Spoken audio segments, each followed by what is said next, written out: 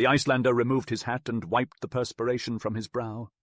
"You only listen once the tune has finished," he replied irritably. "The creature fled the moment you drew near. It was a fox, and it had blood all over it." Kark let out a scream of terror. "A fox!" he screeched. "My guardian spirit takes on that form. A prophetess predicted it. It's an omen of my death. I'm doomed." With that, his knees buckled, and he collapsed to the ground, wringing his hands. The Icelander beamed at the skeptical outsider. "Those who hear about miracles for the first time have no right to hold their head high," he reprimanded. "It's as undeniable that humans have protector spirits as it is that they have corporeal bodies. Robert of Normandy, your guardian spirit assumes the shape of a wolf because of your martial prowess. Let me give you some advice. When you see a bloodied wolf in front of you, it'll be time to put on your hell shoes." The creature got closest to the thrall. Kark's panic morphed into a muffled cry of hope. "That's a lie! It lay at the Norman's feet! You said so!" The seer cast him an exasperated glance before shifting his attention back to the other two. Meanwhile, Kark started climbing the thin line, seemingly fleeing from pursuing sharks. "You only consider it a fox when the outsider neared it," the Icelander continued obstinately. "Although it's possible that this represents his death wish, I can't confirm that he'll achieve it. Nonetheless, I can't guarantee that it wasn't a wolf. The glare of the sun—" Robert the Fearless burst out laughing contemptuously. "Label it a wolf, and we can end this palaver," he sneered. "I won't die until my time comes, even if you see a multitude of them. If calling it a wolf will stifle your tongue, then go ahead, cowardly serf." At that moment, Valgar joined them and spoke curtly. "There is nothing new to be seen." They began their return march and reached the landing place first.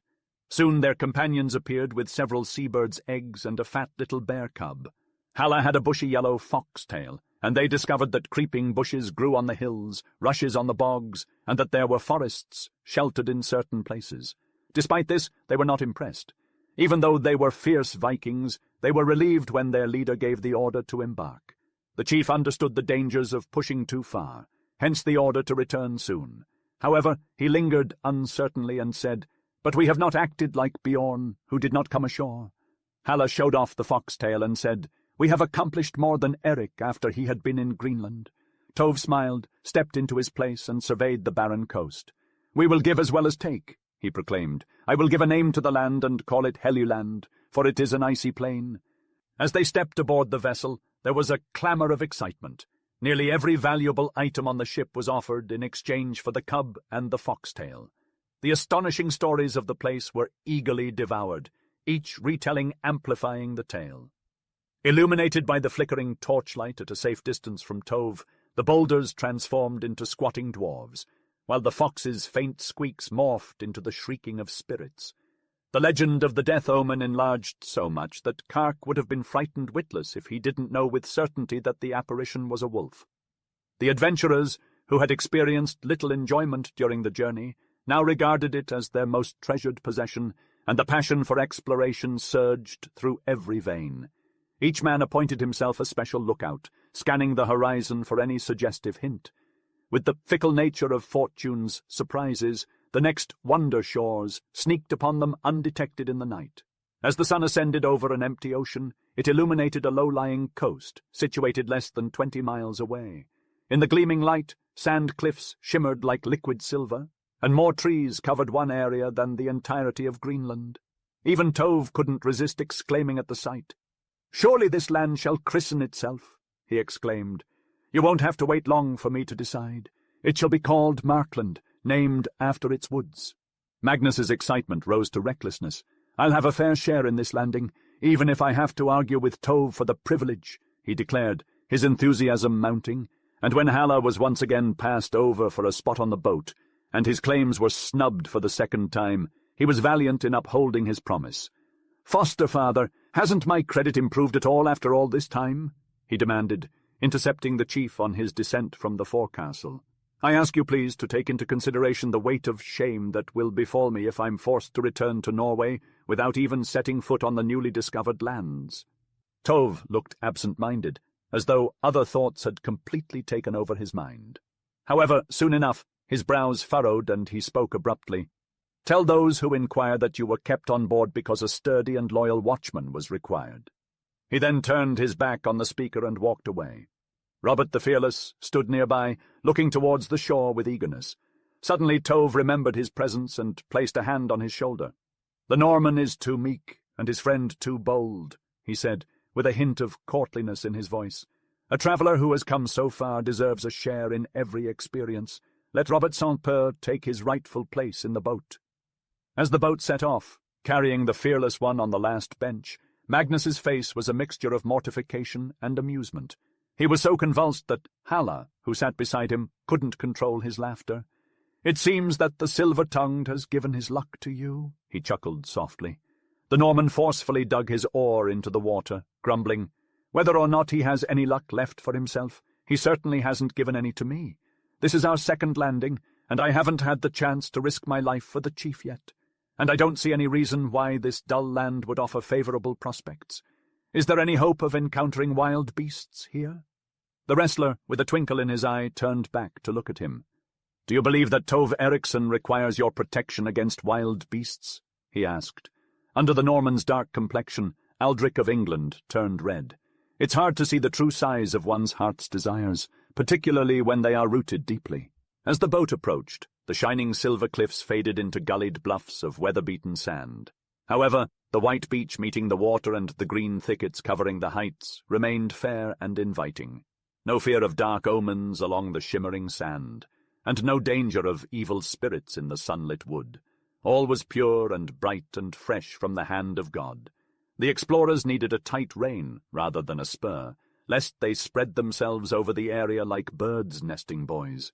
Tove sternly checked their rush to obey the beckoning of the myriad of leafy hands. "You know no more moderation than swine," he said, "and you are as witless as children besides. Have you not yet learned that cold steel often hides under a fair tunic? We will divide into 2 bands as we did at our first landing. I forbid any man to separate himself from his party for any reason whatsoever." Tove then singled out those who were to follow him, and Robert of Normandy was included in that favoured number.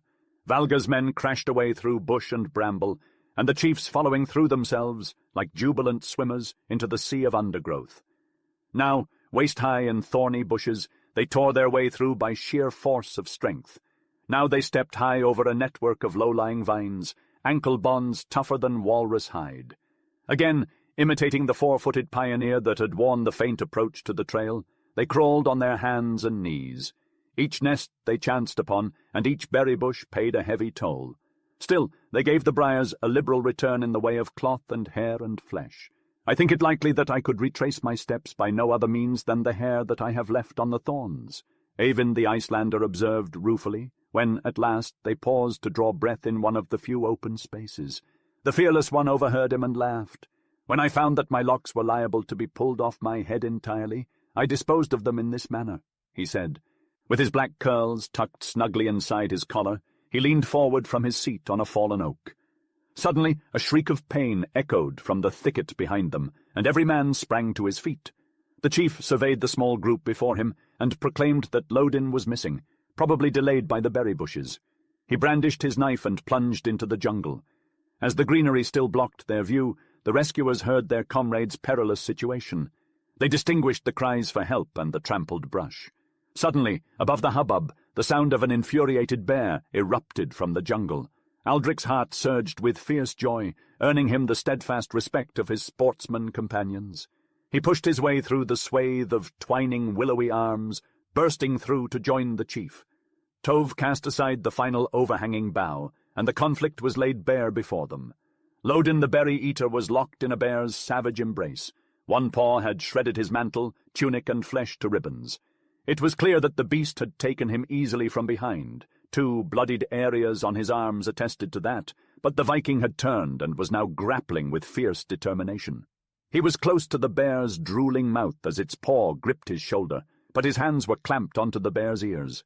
It was clear they had fallen once already, as dirt and leaves clung to their fur and hair. They were now tumbling together, gouging up the earth, growling, roaring, and panting. One of the beast's hind legs drew up and descended in a terrifying swipe. It was unbearable to witness such horror without intervening. The men instinctively reached for their knives, crouching in preparation to launch themselves into the fray. The chief halted them with a stern gesture. Attacking in this manner would serve no purpose. He bellowed to the struggling man, "Feign death! You can do nothing without your weapon! Feign death!" Aldrich felt that it would require greater courage to do this than to struggle, but before he could even finish his thought, the man submitted. He released his grip, dropped his head back to the ground, and lay motionless beneath the bear. The bear curiously sniffed the man's face, but he didn't stir. After confirming his victory, the bear got up, grunted, stood on his hind legs, growled, and looked from one intruder to another. The sailor at Aldrich's side murmured, "If only we had a spear to hurl at his heart." But the dense thicket prevented them from carrying any cumbersome weapons. Tove quickly spoke up, "We have no choice but to trust our knives. Since I am the strongest, I will grapple with him first. If I fail, which I do not expect, I will do what Lodin is doing, preserve my life, and then Aldrich shall take his turn." Aldrich was too delighted to think of anything else. "I thank you for the name Fearless. It is like a crown," he gasped. As Tove stepped forward to greet the bear, he smiled mockingly. "You possess more fearlessness and less courtesy," he quipped. "It would have been polite of you to wish me good luck." As the bear took a quick step forward and readied his paws, they could no longer hear one another over the bear's roar. Tove attempted to stand his ground, but the bear was too strong. While squeezing the bear's throat with one hand, the giant Tove lost his footing and fell hard to the ground with the bear. They grappled and rolled with the bear's hind feet striking more precisely each time.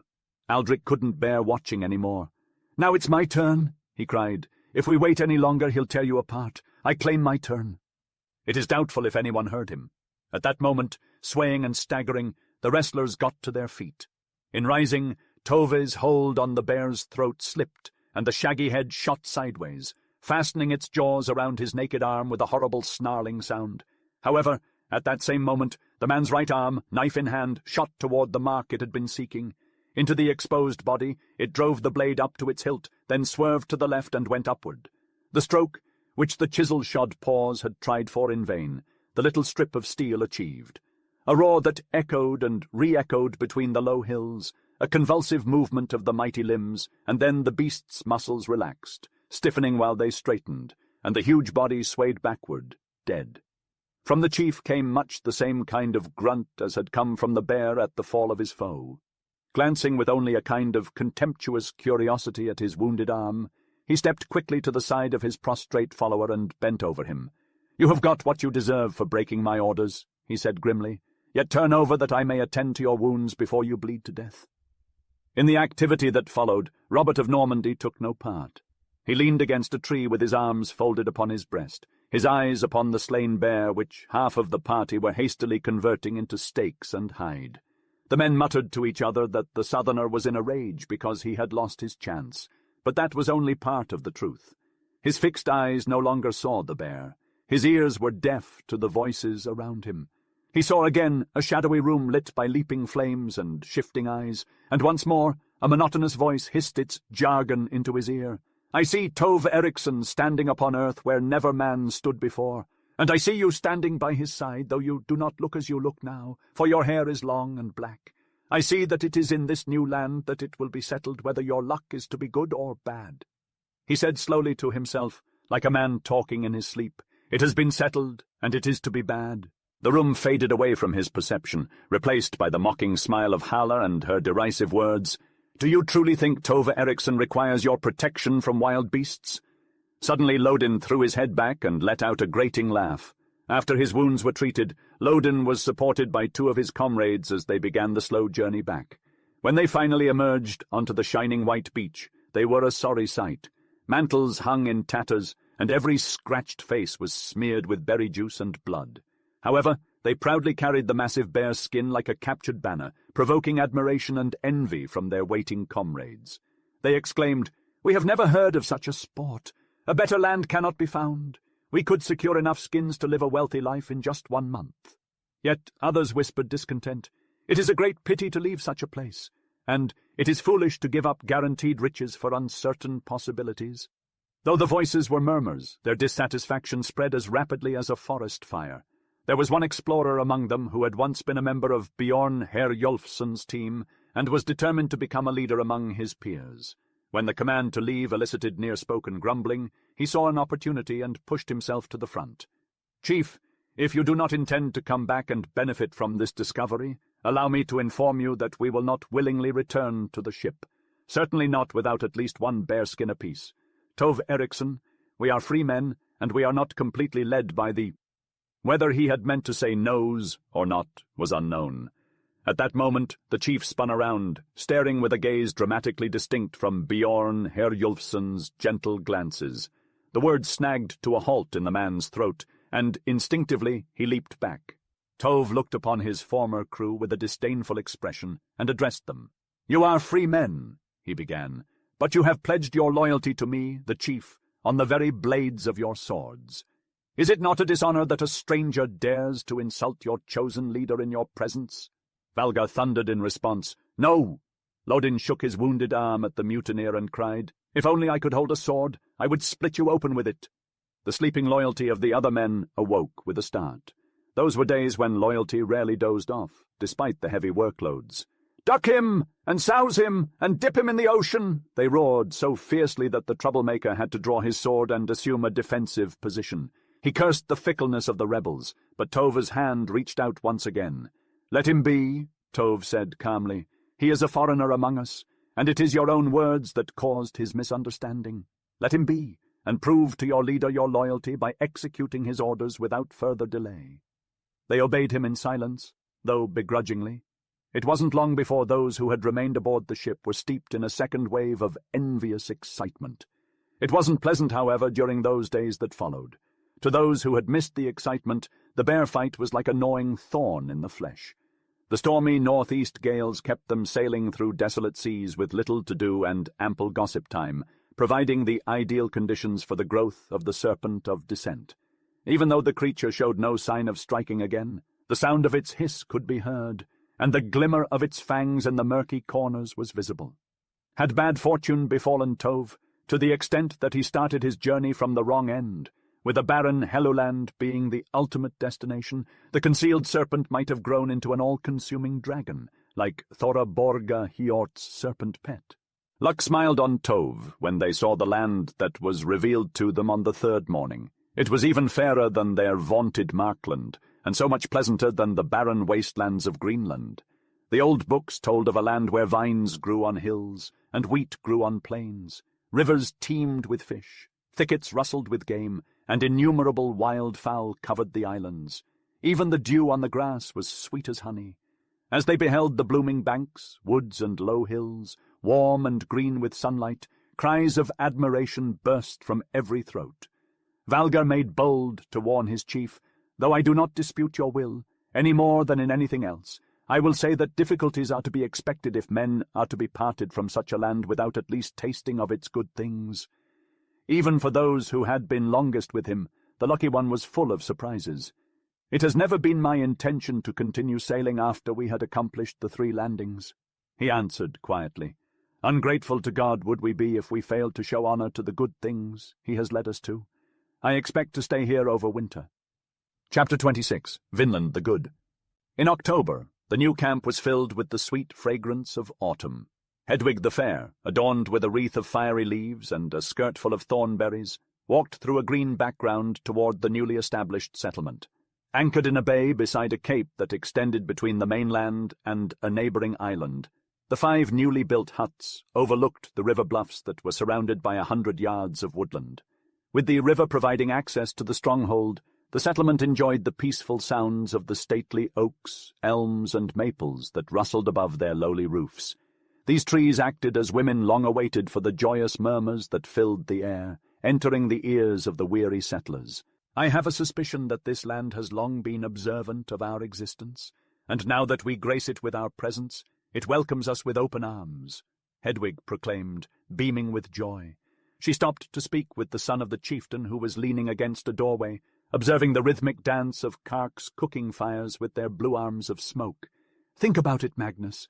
It's a splendid concept that God had predetermined ages ago that we would journey to this place," she continued. Magnus responded, "It's a pleasant land," as his attention drifted elsewhere. Finally, Hedwig discerned the crease in his brow, and a lot of the light faded from her eyes. "Alas, my friend, are you troubled by the trouble I have brought upon you?" Hedwig sorrowfully inquired, touching his arm in consolation. "I'm rash without thinking, which isn't a good trait, I know." Magnus, trying to lift his troubled thoughts, replied cheerfully, "Do not worry, my dear. When misfortune desires to undermine a man, it will sneak in a window when the door is shut. It's a trivial issue." He gave her arm a friendly pat, and his grin turned even more mischievous. "Nevertheless, if you insist on carrying out a forfeit, I won't object. Look, over there, Tove is amusing himself with the bear cub while his breakfast is being fixed. As he glances our way, give me a loving peck to prove to him once and for all that you left Norway for the love of me." She retaliated by providing him with a vigorous slap in response, yet before her face cooled down, Hedwig reconsidered and turned back around. "Even your childish French antics I will ignore, for the sake of the anguish I've caused you. Take a handful of these berries and proclaim that you want to give them to the bear. While you're doing that, try to persuade Tove. He's in a good mood because he's playing with the cub." Magnus gazed longingly past the cooking fires and depots to the last cabin in the row, in front of which close to a dozen people were hastily donning cloaks and preparing themselves for battle. He thrust his hand forward with a sudden firmness. "I will, by St. Michael," Magnus exclaimed under his breath. He had vowed to himself that he would never again plead for the chief's permission, but now he had no choice. No one was around to witness his humiliation if he was denied. "That will suffice," he thought to himself, knowing he had to be quick. "Eyvind and Odd are approaching with the fish, and Kark will begin cooking soon." With a nonchalant air, Magnus strolled past the newly discovered wheat being stored in an open shed, past the sleeping quarters where some men were repairing fishing nets, and arrived at a great maple tree beneath which a rough bench had been placed. There sat Tove, the chief, stroking his moustache and playing with the camp's pet while lost in thought like a giant Thrym and his greyhounds. The bear, catching wind of something delicious, abandoned Tove and headed towards Magnus. The chief looked up and gazed thoughtfully at his foster son, seeming less severe than usual. However, Magnus knew Tove was astute and could see through any trickery. Magnus decided to directly address the issue. As Magnus fed the cub berries one by one, the bear opened its jaw expectantly. While tossing berries, Magnus expressed his frustration. "It has been 2 weeks now, foster father, since the winter booths were erected and you started sending exploring parties out. In all this time, you have only allowed me to join in once. Can you tell me when this will change?" Unbeknownst to Magnus, a dry smile was concealed behind the chief's moustache. "You're holding your weapon by the wrong end, foster son," he replied. "You forget that each time I send out explorers, I also choose a party to stay behind and protect our goods. I cannot spare someone who has proven themselves the most superior in wisdom and resolute mindset." Magnus couldn't take it any longer. He stomped his foot and crushed the remaining berries in his hand. "The time for triviality has passed. I have waited with patience for your anger to subside, knowing that it was justified. However, it is only fair for you to remember that I had no agency in the situation. If the girl was already so far gone, it would have been dishonorable for me to refuse her assistance. I did not lure her away from Norway." He abruptly stopped speaking, the blood rushing to his cheeks, as he was plagued with conflicting memories. He could sense that the eyes above the brown hand were staring at him intently, but chose not to look up. Instead, he wiped his berry-stained hand on the grass as he knelt down and spoke with a cheerful expression. "Allow me to make a case for my request, foster father. On one occasion when I followed the group, we discovered wheat fields that you hold in high regard. Since then, I have stayed home, and nothing of value has been found. With my presence, who knows what treasures we may unveil this time?" Tove rose to his feet, the scent of roasted salmon enticing him to the morning meal. "While I cannot say that I find your argument convincing enough for a court of law, I will not be so harsh as to punish you further. You may join the rovers, but it is unlikely that you will have time to partake in the meal and prepare yourself." Magnus was already bounding away, calling back in jubilation, "It won't take me long to decide between the two." The silver-tongued swiftly made his way between sleeping houses and storerooms, gathering his heaviest boots, stoutest tunic, and oldest mantle. As the last step, he noticed that his knife's edge was dull and unsatisfactory. He sat down by one of the cook fires and began sharpening it with a stone. Upon the opposite side of the fire sat Kark, his legs crossed as he worked, stripping the skin from rabbits that had been piled up by the trappers. He paused for a moment, grinning impudently as he spoke. "Your fortunes may have turned, Magnus Jarlsson. It seems that siding with the Norman did not lend you much fortune. The southerner bears an overbearing face." His dark eyes flicked towards the spot at the table where Robert the Fearless sat, his black locks shining in the morning sun. It reminds me of someone I loathe, though I cannot recall who." Magnus suppressed the urge to strike him and replied casually, "You are a churlish fool, but it is possible you saw Robert Sanspur in Nidaros. He was there shortly before we left." The thrall nodded in agreement, but his focus shifted as he spoke again after a moment of thought. "You might think me a fool if I told you who the Norman man made me think of at first. None other than the pig-headed English thrall that Tove killed last winter, although one was black and the other white, and one was living and the other dead." Kark continued to work with a wicked grin, unaware of Magnus's intense stare. After a while, he burst into raucous laughter. "It's too amusing to keep quiet. What does it matter now that Hothead is dead? Ah, what a splendid vengeance that was!" He brazenly looked up into Magnus's face, his voice never rising above a whisper. "Did you know that Thorhall the steward was not the one who found the knife that exposed the Englishman? Did you ever imagine that, Jarl's son? Did you know that it was I who followed you from the hall that night and listened from the shadows, and then tracked your movements until I discovered the knife at Skroppa's door the following morning? You never suspected it was me, Jarl's son. I was too sly to allow you to catch me. You could do nothing to Thorhall." "Vile spy! Are you boasting about your deed?" the youthful Viking interrupted with fervour. "What prevents my biting you now?" He had vaulted the flames and taken hold of the other's throat before the sentence was complete, yet the bondsman resisted him with exceptional boldness. "It is unwise for you to harm Tove's property, Magnus Sverrir," he gasped. "My life holds significance to him for now. You have not yet emerged from disgrace. It would be impolitic for you to offend him anew." No matter how contemptible its present speaker, those were truthful words. Magnus paused, though his fingers quivered with fury. As he paused, a shout from Valgar signalled the conclusion. Loosening his grip, the young warrior unleashed his anger with a brutal kick and hurried to join his cohorts. 12 sturdy Vikings with 12 short swords on their belts and 12 lengthy knives clipped to their waistbands stood firm, led by Valgar of the Flint Face and by Iron Beard. The diminutive German had foregone the lengthiest of his furry tunics in favour of a very long knife dangling from his waist, and he wielded a spear as a cane. Despite these preparations, he did not appear particularly menacing. Magnus stared at him, puzzled. "Iron Beard! My eyes cannot believe that you would even consider a journey of such magnitude. After a mere 100 paces, the exertion will cause you to collapse on a rock." The elderly man blinked at him with his twinkling eyes. "Is that so?" he replied, chortling to himself. "Then shall we make a deal together? You shalt be my legs, and I shall be your brains. Then neither shall we be abandoned for wild beasts to savage us, nor shall our wits escape us like beer foam if a beautiful maiden crosses our path." Magnus swore a profane oath in French as the laughter resounded. Would these jests never tire on their tongues? He mused.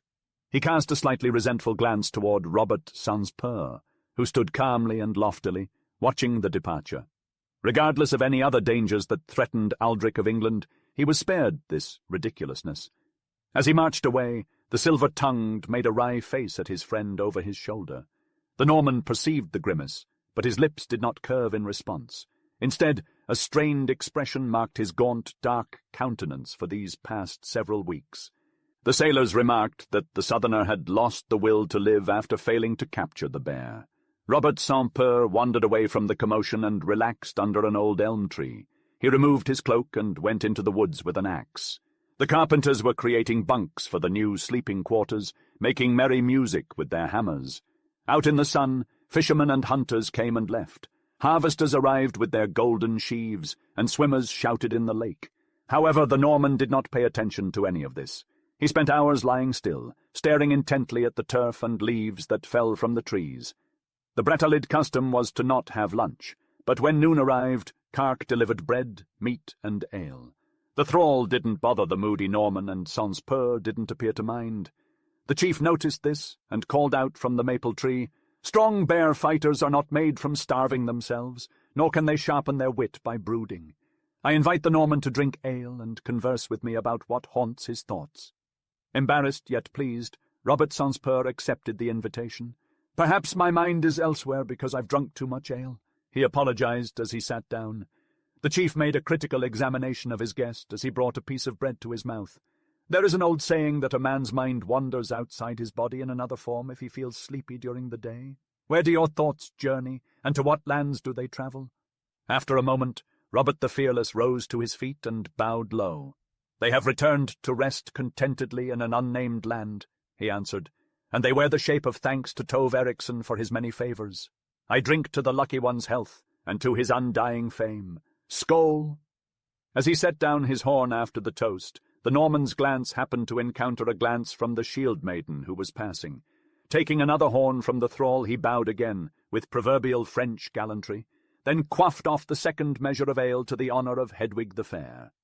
Tove turned in time to catch a rather unusual expression on the maiden's face, though her courtesy was a model of formality. He held out his hand peremptorily. "Come here, kinswoman, and tell me how matters go with you," he commanded. "It is to be hoped that Ironbeard has not lost you out of his mind, as I have done during these last weeks. How are you entertaining yourself this morning while he is absent?" Hedwig sped a guilty thought to a certain green nook on the river bluff, and winged heavenward a prayer of thanks that she had put off until afternoon, her daily pilgrimage to the beloved shrine. She answered readily, "I have entertained myself very poorly so far, kinsman, for I have been doing such woman's work as Haraldson commends. I have been in your sleeping house, sewing upon the skin curtains that are to make the fourth wall of my room." Tove glanced at the Norman with a dry smile. "Room," he commented. "Learn from this, Robert of Normandy, how a Norse maiden regards a stall. Yet whatever hostile thing attacks us, a Norman lady in her chamber would be no safer. Ironbeard's sleeping place, and mine and Valgar's, lie between the house door and the room of Hedwig, Gilly's daughter." He freed the girl's hand, though he still held her with his eyes. "Where will you go now?" he demanded. "Long rambles are unsafe in an unknown country." In her perfect composure, Hedwig even laughed, a silvery peal that sent a thrill of pleasure through the brooding old trees. "By my knife, kinsman, you take your responsibility heavily now that you have remembered it at all," she retorted. "I do not go far, only a little way up the river, where grow the rushes of which I wish to make baskets." The underling was dismissed and swiftly vanished among the verdant foliage. One by one the fellows completed their repast and dispersed to their sundry tasks. The clanging of metal on metal resumed its cheery rhythm, and the quarrelling voices of gamesters replaced the sounds of the bathers. Yet all was still, save for these discordant notes. The sun blazed down oppressively, and the boughs of the trees seemed to droop in the enervating heat. Robert Saint-Peur, being more inclined to interrogate than to answer, engaged in a serious discussion regarding the harvest, the traps, and the fishing. As the hours dragged on, the intervals between his queries became progressively lengthier. Finally, the pauses became so lengthy that the leader's answers were reduced to monosyllables, spoken slowly and with little enthusiasm. At last, no response was forthcoming at all. Glancing upwards, the Norman observed his host reclining against the trunk of a maple, enjoying a tranquil nap. The young fellow, heaving a sigh of relief, kept an eye on the sleepy face, hoping to elicit further replies. Observing that the man was oblivious to his ramblings, he rose brusquely, stretched luxuriously, yawned loudly, waited for a moment, and then emitted another audacious yawn. The deep breathing of his host showed no sign of abating. Then Aldrich the lover needed no further prompting. Without a word, with a litheness that bespoke of repeated journeys, he strode along the path behind the last hut and vanished into the nearby grove. Many feet had cut a path through the woods to the precipice and down the steep incline to the water's edge. However, only 2 pairs of feet had ever diverged from the trail midway down the bluff and discovered the route to paradise. A tall sumac bush screened the entrance to the trail like a pink curtain. The overhanging cliffs obscured it from above, and the denseness of the shrubs and vines which covered the bank beneath the trail concealed it from below. Barely wider than a rabbit trail, running along a slender shelf at the base of the precipice, it extended for 12 feet before halting at a rocky ledge covered with moss. When Aldrich released the foliage, Hedwig materialized before him, stretching her arms out in welcome. "You took your time, companion. I assume Tove didn't detain you with any new overtures of intimacy?" Her lover shook his head and leaned down to kiss her hands. He spoke with exhaustion. "Do not hope for anything, my dear. That is the surest method to avoid disappointment." Aldrich collapsed at her feet, unaware of her furrowed brow. She replied solemnly, "I do not care for that way of speaking. You are the epitome of bravery, but it seems as if you're losing heart." Aldrich partially repeated her, "Bravery? Yes, I possess that. I once believed it to be invaluable and risked everything, including my honor and life. But now I understand its value. Courage, the audacity of the devil, is a trait that all northerners possess. It is less valuable than the dirt beneath our feet. If I was not a craven, then I was a fool." Suddenly, Hedwig tossed her golden hair around as though they were war banners, mustering up the courage to face him head-on. "You must not speak or think in such a manner. I see that it is unreasonable now. Earlier, despite my heart's misgivings, I did not know why. But now, after giving it some thought, I understand. The failure of your first attempt to woo Tove is nothing. It doesn't prove that you have no other chances. We may have expected too many opportunities for valiant deeds, but why should we limit ourselves to those? Did you win your first honor with the chief by being a warrior? No, you read runes that earned you more favor in 5 days than Halla Vidarsson's strength had in 5 years. Are you unable to accomplish anything worthwhile without your sword? Many small acts will be as valuable as one large act when the moment of judgment arrives. Remove the slumbering thorn from your ear, my companion, and return to your courageous and resolute self. Robert Sans Peur would have never come to Greenland, nor would Hedwig, the daughter of Gilli, have followed him to Norway without bravery. Do not underestimate its worth, but instead combine it with your common sense, and the two will guide us to triumph." Aldrich took a considerable amount of time to respond. The river flowed and whispered below them. Birds rustled in the bushes surrounding them, while rabbits and squirrels frolicked around them undisturbed. Eventually, he lifted his eyes to meet hers, bringing her peace of mind. "My mind is now alert, beloved." He spoke with deliberation. "I am no longer ignorant of the extent of my foolishness. I promise that you will never again have reason to question my bravery." "What madness!" she cried emphatically, throwing herself in desperation at his feet. But he silenced her outcry with gentle kisses as he placed her back on the rocky surface. "Let us not discuss this any further, my darling. I have pondered enough and accomplished little. You shall see how I will carry myself from now on. Nevertheless, let us forget everything and simply enjoy being together. Take my hand and face me so that I may gaze into your beautiful eyes. This way we can appreciate our happiness regardless of what may come next." For a moment, a vague fear took hold of Hedwig's audacious heart, but she rejected it with force. She held her comrade's hand tight, allowing all the love in her heart to pour forth through her wonderful eyes. They remained hand in hand as the hours passed, casting longer shadows about them and causing the sunlight on the river to become redder. As the sun began to set, the distant sound of voices could be heard. Hedwig immediately rose, putting a finger to her lips to indicate silence. "It is the search team on their way back. One of them might stumble upon us. Do you think we can climb up the bluff before they turn the bend and spot us?" The voices grew louder, becoming more distinguishable as they approached. Aldrich shook his head. "We should stay put. Magnus knows we're here and will divert them if necessary. Look, his blue cloak is over there." He stopped mid-sentence and rose slowly, a peculiar expression on his face. Hedwig followed his gaze and spun around to look behind her. She remained motionless, transfixed when she saw Tove watching them from behind the sumac bush. They couldn't tell how long he had been there, but Tove's eyes were fixed on them, and they knew that he had finally discovered why Hedwig, Gilli's daughter, had left home. His lips tightened, and his eyebrows furrowed in anger. The voices continued to grow louder, and Magnus's blue cloak appeared at the base of the trail. When he saw the chief's red cloak blending in with the red of the sumac leaves, the Jarl's son took a step forward in excitement. He quickly regained his composure, however. He shouted, "Foster father, I've discovered something different from what I promised you. Ironbeard has been left behind." The chief sprinted down the bank, shooting a barrage of questions. Everyone else in the group instantly raised their voices to defend themselves and accuse their neighbors. The commotion drew the rest of the camp to the scene, unleashing a torrent of grievances and alarms. When the shield maiden suddenly emerged from nowhere and stood among them, the men paid her no attention. The Norman's arrival generated no more interest than an ordinary accident. Nevertheless, the chief quickly quieted the uproar once he had decided how to proceed. Grabbing a shield from a man next to him, he struck it with his sword until the sound drowned out everything else. "Silence!" shouted the man in a commanding tone. "Silence, you foolish people! Do not deafen each other while trying to save him. We must reach him before wild animals do. He is defenseless and will be like a child in their hands. 10 of you who are quick-footed, grab your weapons and follow me. The least unstable among you who accompanied him, lead the way back."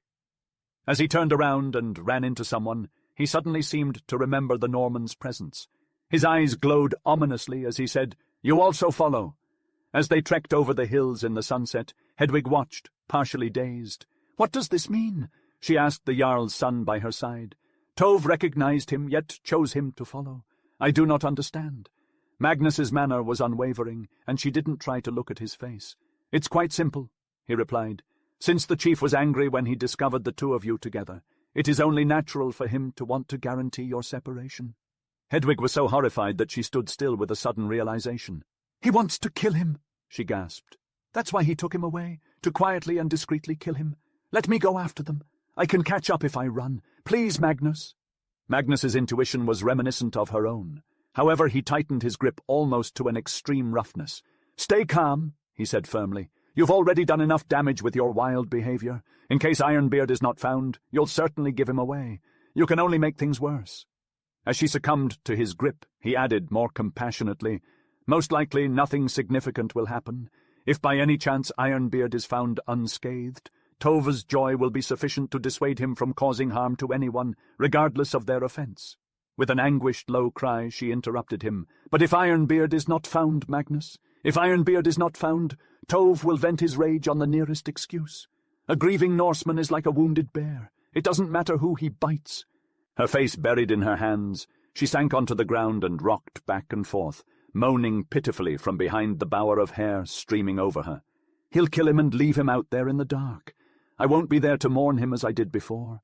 Oh, God, if you can help. I won't be with him. Tova will kill him and leave him alone in the darkness."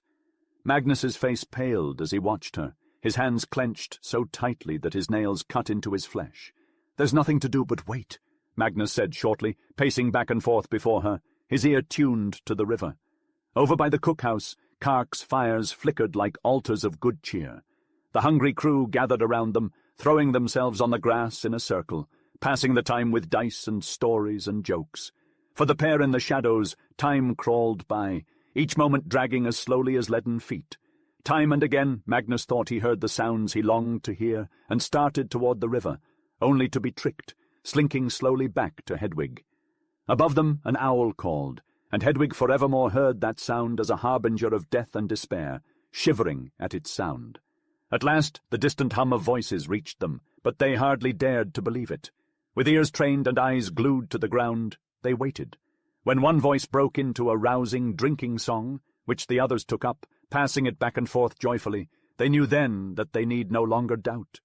Magnus leaped up and grasped Hedwig's hands, pulling her upright, cheering. "They wouldn't be singing like that if they had bad news," he reassured her.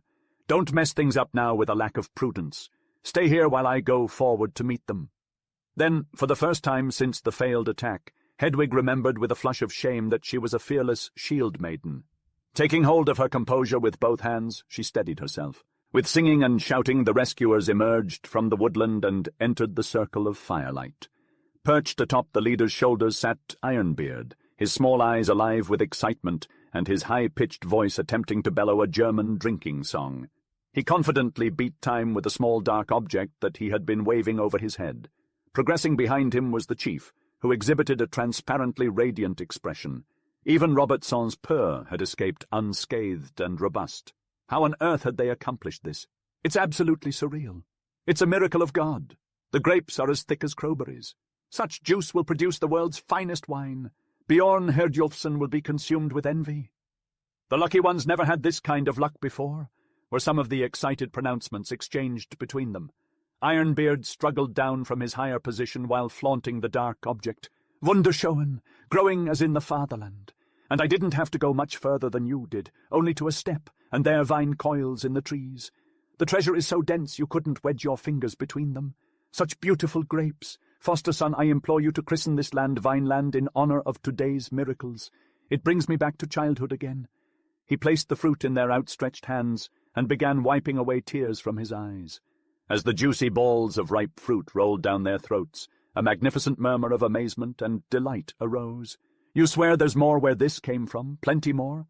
they anxiously questioned. And upon being reassured that hillside after hillside was blanketed with bending clusters of purple grapes, their pure rapture reached its zenith. Ale was decent, but wine.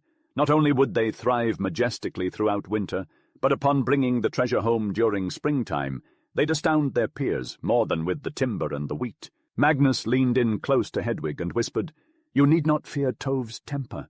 The discovery of these two miracles, the growth of wheat and grapes without human intervention, can only be a sign of divine favor. This ensures the success of his mission, as certain as if it were already accomplished. Even the lucky one would spare his deadliest foe tonight. Hedwig, concerned, studied Tova's face as he spoke. His gaze met hers, and she saw a recollection of their last encounter awaken in his eyes. However, instead of darkening with anger like before, they took on a more subtle expression of sarcasm. Tove summoned the Norman, Robert Saint Peur, who had been silently watching the scene unfold. "A while ago, Robert of Normandy, I had the inclination to run my sword through you," Tove spoke dryly, "but I have since realized that you are a guest in my company, and it is only right to consider your French breeding. It may be a Norman habit to look upon fair women with love, but it goes against Norse custom. Do not involve yourself further with my kinswoman, but join my personal entourage instead. Keep your words for my ears only." Chapter 27. Mightier than the sword. Middle-wise indeed every man should be, never too wise. The men who know many things well are the happiest. To these explorers from the frozen north, the New World was a paradise. Rather than regarding it only as a source of gold and slaves, they saw it as a land rich and abundant, offering much enjoyment and wonder. It was a place where a long day under a warm sun was alone a gift to be thankful for. To plunge their hands into the hoarded wealth of ages, to be the first to hunt in a game-stocked forest, and the first to cast hook in a fish-teeming river, was a delight so keen that, saving war and love, they could imagine nothing to equal it. Like children upon honey, they fell upon the gift that had tumbled latest out of nature's horn of plenty and swept through the vineyard in a devastating army. Their delight knew no bounds when they found that the arrival of winter would not interfere with their sport. Winter in this new land was not winter at all. The woods were full of game, and the grass on the plains remained almost unwithered. There was only enough frost in the air to make breathing it a tonic, a tingling delight. Not even a crust formed over the placid bay, and the waters of the river went leaping and dancing through the sunshine in airy defiance of the Ice King's fetters. "The King of Norway does not live better than this," they congratulated each other. "We have found the way into the provision house of the world," Hedwig said wonderingly. "It is nothing worse than a second autumn. They have patched on a second autumn to reach until spring." On the final day of December, the autumnal activities were still in full effect. The sun's last rays shone on a group of fishermen who had captured a large number of fish and were carrying them back to the bay. The sound of axes chopping wood, the screaming of the dying trees, and the crackling, crashing sound of the falling trees from the grove were reverberating in the air. Down by the foot of the hill, a boat was attempting to bite the soft shore to let a group of explorers, who had travelled the winding road of the river for 3 days, disembark. The leader, the Norman Robert, was behind Magnus Sverrir and Halla, who were all standing in the bow of the boat. The crew cheered and rushed to land, chatting noisily and laughing while some chose to load themselves with the skins of the game stored under the seats, and the rest started to make their journey up the trail.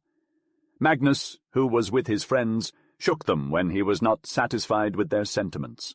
As he jolted them, he queried his friend, Robert, "How much longer must I wait for you to have a free half-day? It has been over a week since I discovered those bear tracks, and yet I am still postponing the hunt to ensure that you can participate. Do you think that Tove intends to keep you stuck at his beck and call forever, like a tassel on an apron? Surely he cannot suspect that you are likely to declare your love to Hedwig while wrestling bears? Although I used to believe that courting a female warrior was a very comparable activity," Halla added pleasantly, whereupon Magnus shook them both, with such force that they tumbled to the ground, to the overwhelming amusement of those who came later. They picked themselves up, laughing, in front of a large sumac bush halfway up the slope. Aldrich noticed a narrow path-like trail through the bare branches, and pointed it out with a grin. "Missing bear fights may be undesirable, but on this same bank not too long ago, I was anticipating a worse fate," he remarked. "Nonetheless, I've never seen a king's page work so hard," Magnus growled as he bent down to rub the dirt from his trousers. Halla, with firm resolve, shook his head. "Do not attempt to deceive me with flattery regarding your reason for attending to the chief. He has developed an appreciation for your superior intellect and regards your presence above all others, including our own. He summons you now. I predict that you will not engage in bear fighting tomorrow." He gave a hearty slap on the back, a friendly push forward. The chief's voice dripped with impatience by the time the young squire reached his side. Might I inquire the cause of your deafness? Are you gone? Are you mad that I must shout my requests 20 times? If your intellect is on hiatus, it may never return, and we ought to surrender. I require you to keep in mind that the trees I want to mark are beyond the river's second bend to the right, but its fourth bend to the left. The spring lies beyond the third turn to the right, the young man interrupted confidently. The chief need not fret. Its location is inscribed in my mind as on parchment. Tove turned from him with a vexed exhale. It requires more than a simple inscription, he grumbled. It necessitates the etching of a blade. On the bluff's summit, he halted abruptly, shaking his fists frenziedly. A man with only physical capabilities is inferior to a creature. My intellect teems with storage of the minutiae of my discoveries. Yet how do I know I have retained even a fraction of it accurately? That I have not confused details of least importance and misconstrued the relevant spots? The man who follows shall scoff at me, calling me a liar, even if I relay every detail truthfully as scripture. What shall remain of those details after 100 thoughtless Greenlanders have heard them? This ragged cloak that I wear is closer to its original state than the tale that will be spun by swine-like mouths after they have chewed upon it for a day. It is the curse of the old gods upon these heathens. I curse them in return for the chains they have fastened upon my hands, and the beastly silence they have imposed upon my speech. In his fit of rage, he raised both fists above his head towards the scattered stars that twinkled in the pale sky. It wasn't until he had trampled away over the crackling twigs that his men snapped out of their bewilderment. As they continued climbing, Eyvind the Icelander remarked wisely, I have never heard anyone speak as fiercely as the hot springs that bubble in our homeland. Without any warning or explanation, boiling hot words shoot into the air, and it would be risky to try to stop them. It's incomprehensible. Laughing, they reached the peak and disappeared without noticing that the Norman still stood where the chief had left him, appearing equally senseless. He stood there for a while with parted lips, nervously clenching and unclenching his fists by his side, and gazing out into the dusk before the voices of his companions woke him up. Then he lifted his hands to the sky with an agitated expression and took the rest of the climb in 3 wild leaps. At last, my vision is clear, he muttered repeatedly as he raced through the darkness towards the illuminated stalls. Thank heavens it is finally open to my sight. As he approached the end of the largest booth and turned the corner eagerly, a hand reached out of the shadow and clutched his cloak. Instinctively, he reached for his knife, but as Hedwig's voice whispered in his ear, he withdrew it in an entirely different gesture. "Aldrich, it's me," Hedwig said as she beckoned him to come closer. "I've been waiting for you ever since the noises of the landing began. Hush! You can't do that. I need my lips to tell you. I want to warn you." Aldrich's heart raced with excitement as he spoke to Hedwig. "I believe I have discovered what my service will be, or rather, luck has revealed it to me like a fool," he exclaimed, but Hedwig placed a gentle hand over his mouth. "Be quiet until I finish speaking," she cautioned. "You must remain silent and unseen, for Kark suspects that your complexion is too pale. He asked Ironbeard yesterday if it were possible to use paint to darken one's skin permanently." Aldrich cursed under his breath, but Hedwig continued, "That's not all. Kark has been suspicious of us since the day when Tove found us on the bluff. The day after, Kark dared to say to me, 'Is a shield maiden as fickle as other women for all her steel shirt?' In Greenland, Hedwig, Gilly's daughter, loved an Englishman. I beat him soundly for it, but I couldn't erase his suspicion from his mind." Aldrich interrupted eagerly. "It doesn't matter what he thinks. I have found a way to win favor tonight." But their conversation was cut short by footsteps behind them. Hedwig vanished into the shadows, and Aldrich made his way to his companions at supper. The hall where they stayed was lined with gleaming weapons and shields, reminding Aldrich of their noble mission. There were no tapestries, but instead bears' claws, fish nets, glistening birds' wings, drying hides, branching antlers, and squirrels' tails adorned the walls. The beds, resembling military cots, were situated against the walls and showcased a fortune's worth of skin covers spread over them. Foxskins draped the benches, while wolfskins were scattered underfoot.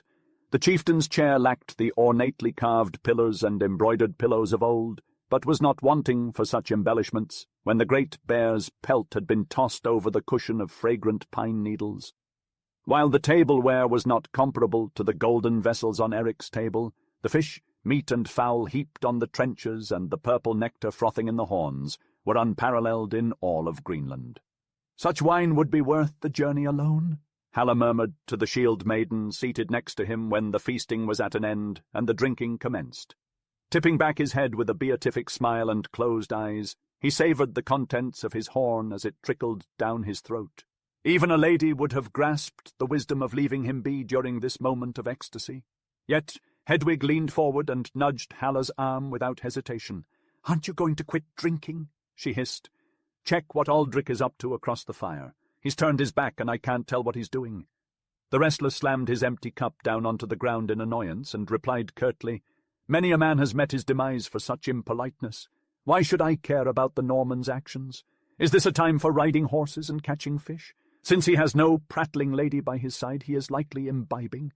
Yet Hedwig did not release her hold on Halla's arm. "Silence," she pleaded. "Something momentous is about to happen. He warned me of it, and it is of utmost importance. You will do me a service if you look and report what is happening." The excitement was contagious, and even Halla could not help but be intrigued. Leaning forward, he peered over the flames to catch a glimpse of the Norman in his customary spot at the chieftain's left hand. His thoughts were clearly distant, as evidenced by the neglected drinking horn at his elbow and the faint tune that escaped from his lips while he worked. Using a long splinter and a tuft of fox hair, he carefully pulled strands from the rug upon which he sat. Halla, observing his actions, exclaimed in alarm, "He seems like an insane man! Or perhaps he's casting a spell with that bizarre chant of his. Look, Tove's attention is now upon him." Hedwig, however, persisted. "He has a purpose for what he's doing. He instructed me to observe him. Watch him now." The Norman continued to hum as he leisurely finished his work on a small brush made of fox hair, examining it critically in the light while reclining on a bear skin. Meanwhile, across the fire, the two others gasped in realization. The Norman, still carefree and humming, drew his drinking horn closer with one hand while using the other to move a bowl aside. Dipping his newly fashioned brush into the purple wine before him, he began painting peculiar-looking runes onto the fresh new boards. "I had a notion to try and recall the words of that French tune we heard in Rouen together," he casually mentioned to Magnus Sverrir. Suddenly, Tove's hand crashed down upon his shoulder with such force that even the dozing drinkers jolted awake and rose to their feet. "Rollers!" he bellowed, his grip on the young man's shoulder tightening with excruciating pain. "You have the skill to write them? How is it that you've never lent me this invaluable power during these many months of my dire need?" Hedwig, Gilly's daughter, held herself firmly to the bench, as across the fire the rune-writer met Tove's gaze with an unflinching determination, despite his pained expression. "Help you, Chief," he repeated with wonder. "How was I to know that Norman writing would be of any assistance to you? When did you ever inform me of your need?" Tove held the Norman's gaze for a while longer, but eventually his firm grip on the Norman's shoulder weakened, and his eyes began to lose their intensity. Suddenly he burst into a loud laugh and slapped the Norman warmly on the back. "By the edge of my sword, your wit is as nimble as a rabbit," he exclaimed. "I cannot blame you for your ignorance. At least you acted quickly, once I had communicated my need. By the mass, Robert Sanspur, you could not have presented your skills to a better market. I tell you honestly, it is of more value to me than any warrior's prowess in the world, and I am not too ungenerous to pay what it is worth." Tove removed the gold chain from his neck and draped it over the Norman's head. "Take this as a token of my gratitude, Robert of Normandy," he said, with respectful courtesy, "and I pledge that, if your assistance proves as advantageous as I anticipate, there will be little that you can request that I will not gladly provide." The Norman stood wearing the shining gold of his triumph, but a sense of shame crept over him, and he lowered his head in guilt. However, Tove was apprehensive that he may make an earnest attempt at hand-kissing, so to prevent any emotional display, he summarized his thoughts with direct practicality. "I lack the kid skin of which your southern books are made, yet will not a roll of fresh white vadmal offer a fair substitute? And undoubtedly there is sufficient wine." There was, indeed, plenty of wine and more to spare, but at this suggestion the group voiced its disapproval. "Though I never contest your wisdom, that appears to me to be little better than sacrilege," Valgar expressed, openly protesting. The Norman quickly regained his composure. "It will not be necessary," he replied absent-mindedly.